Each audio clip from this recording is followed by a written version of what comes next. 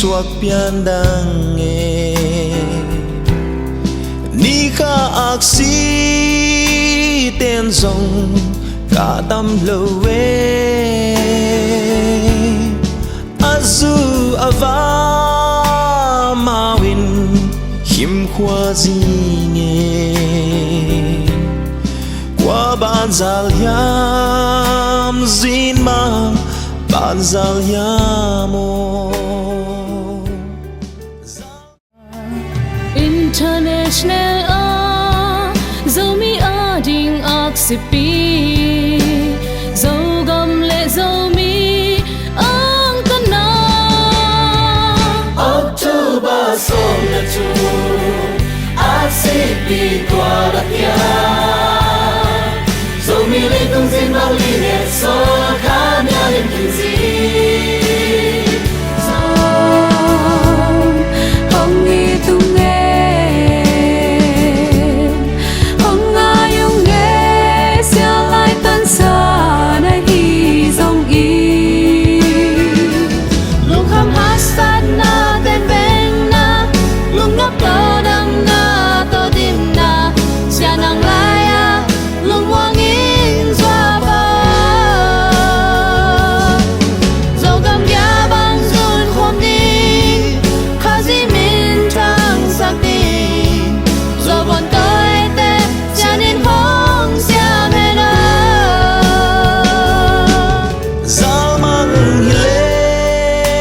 khăng thì lâu noam si nghe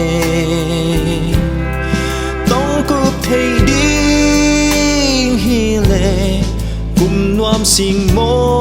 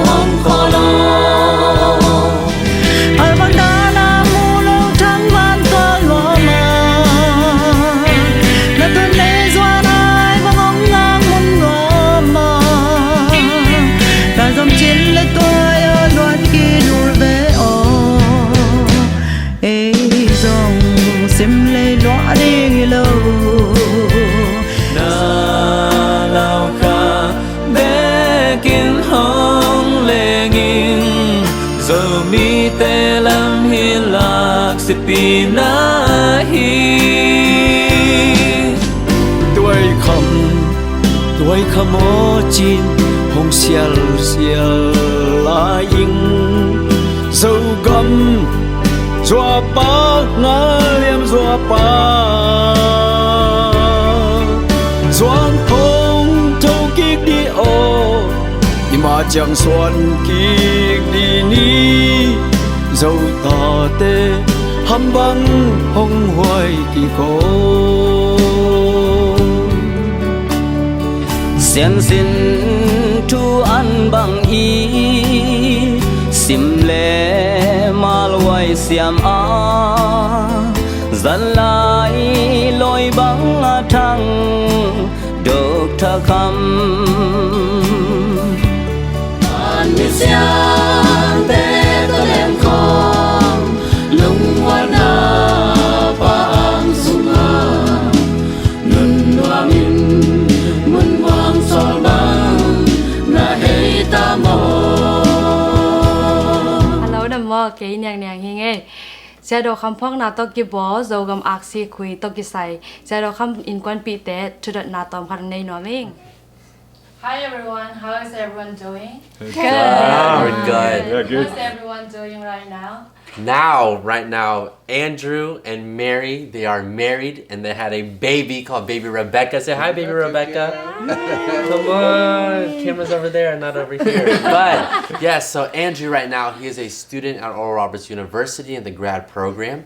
My sister, Mary Kham, she is working as a ESL specialist at her elementary school. My mother, Sierra Kham, she is working with Oral Roberts Prayer Ministries, where she has worked there for 12 years, right?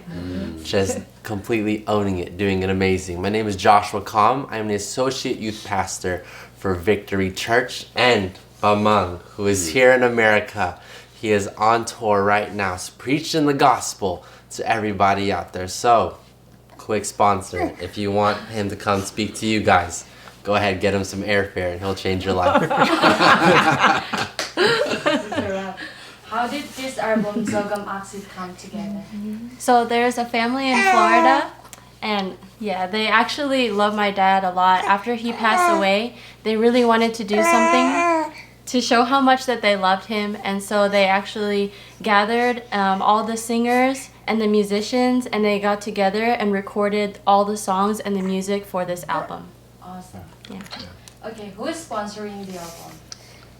Florida ka be te hi pakim san te in kwan hi na u khamai luat manun le amina manglo ding china zomi la siam teng te tuam to wa hui ong bol hi lungdam ma mau. Okay, Tole, what are your vision for Zomi people and Zogam? That's a really big question.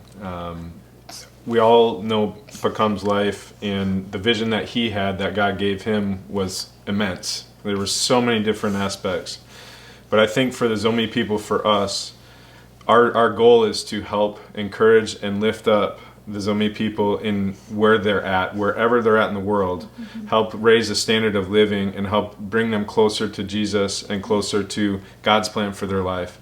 So we hope and we continue to pray for each and every Zomi that we will continue to bring them closer to Jesus. Okay, thank you so much for sharing, and do you have any additional to say or Yes, sharing? just want to say Lungdam Lua for all your love, and for our family, especially Kim San in Kuan for sponsoring the ZOGAM AKSI DVD.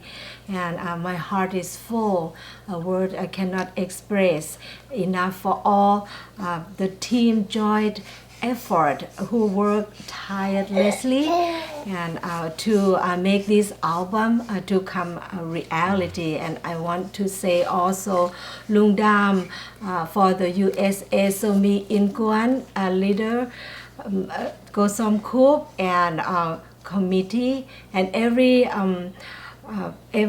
state Somi Inkuan leaders who help to distribute the DVD.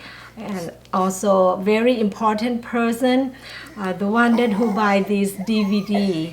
And I know Kham would be so much touched by all your love for him continuously. Lungdam ma and to patupa. Hey, lungdam ma mai. Hidan mi muang pian thei na ding ina. Zomi celebrity media te na ibang hong pian sak manina lungdam ma maung chi to ang gen no mi ngai